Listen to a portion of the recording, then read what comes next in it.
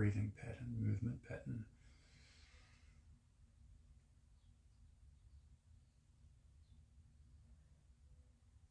Yeah, but actually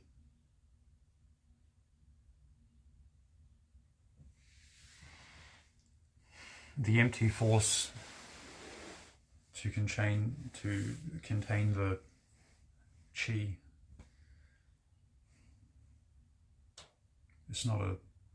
It's not any fixed pattern.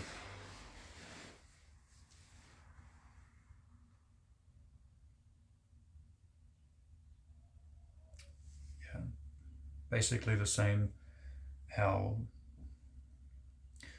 as how Ilya Prigogine described the non-equilibrium thermodynamics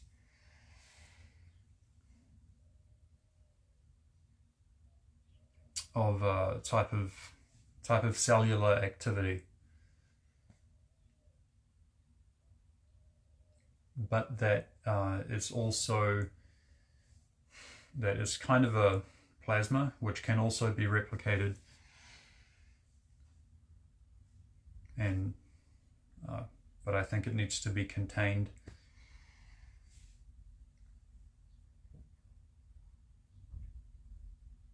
Yeah. So to find that within the breath, or within the movement patterns,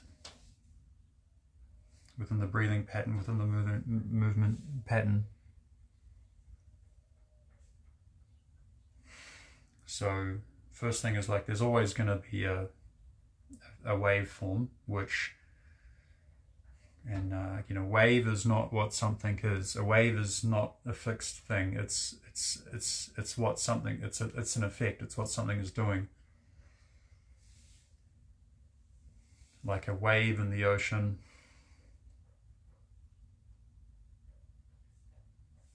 It's constantly changing at every level,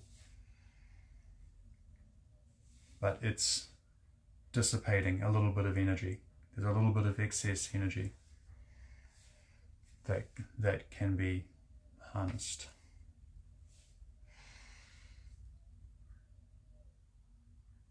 So that little bit of excess energy, perhaps of or related to the life force energy.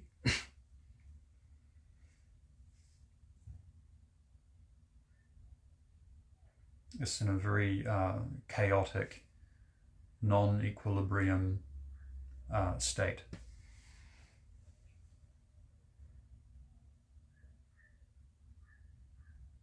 So yeah, we can have a specific breathing pattern. It means reoccurring, right? Like a rhythm is going to be like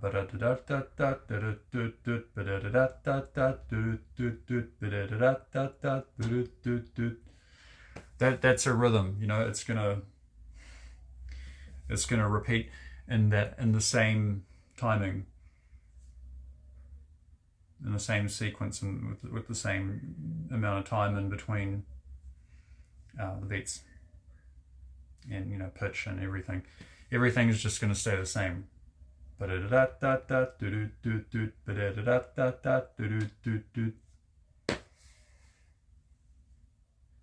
So we start with patterns like there's the box breathing, 4 seconds in, 4 seconds out, or the 4-7-1, 4-3-3-7 something. And various ones to use to clear the mind, and other ones to use to build energy. But at the same time as you build energy, you have to clear the mind. So that energy work, it requires meditative skill. It requires a very strong, sharp, stable mind to contain it, because it's in a very chaotic, non-equilibrium state. So it has to be grounded and contained.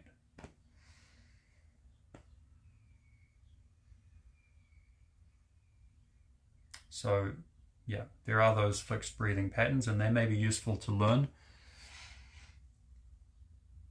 at least to be able to get a sense of, you know, something, right? At least to have something to work with, that you know the pattern, and you can get deeper into it. But at some point, it's like, I was talking to someone in a space, I think it was yesterday, about this, about the S curve. And yeah, she related her experience about dirt biking, when you find that constant S curve, you know, and it requires a lot of focus, but you can't, if you tense up, or if you, yeah, so it requires focus, but you have to let it go, and you have to be very stable to continue that constant, you know, constant S curve, and, you know, that kind of flow state experience on a dirt bike. So that is what you're actually searching for within those breathing patterns. So sure, you can have a breathing pattern with a fixed, a reoccurring pattern, but it's within that you find that very subtle. You keep smoothing out every part of it to get deeper, until you don't need any pattern, because you're constantly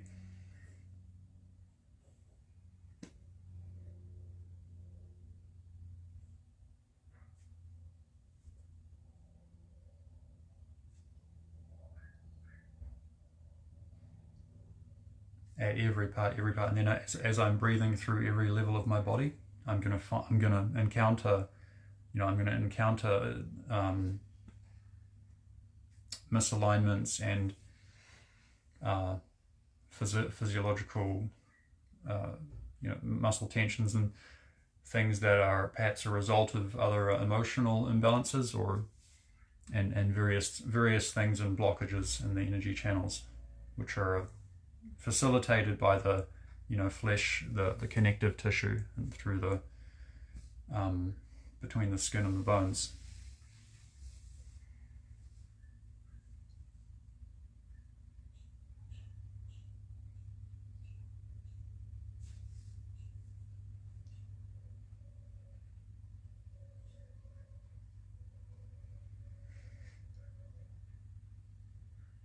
And yeah, part of my training is one thing I feel it's kind of useful to stay grounded and not get you know, kind of sucked into something that isn't fully in phase with my reality, you know, is to, as I'm developing it, explain it, you know, as it is,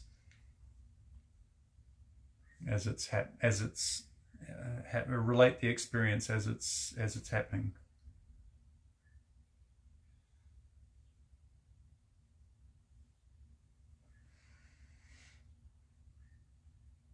Which kind of adds another level of difficulty.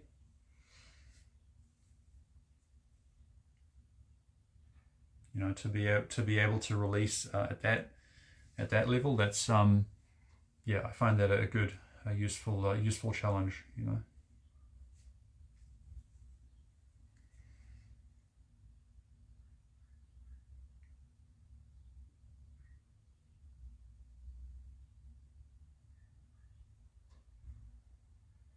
But yeah, at some point, you know, I just have to let go of trying to intellectualize it, and you know, get deeper into it, and more yeah, and allow it to happen. So it's a balance, you know. It's a certain amount of time each day I'm going to spend you know, on my own, and then a certain amount of time I'm going to be, you know, live streaming, yeah, among other things.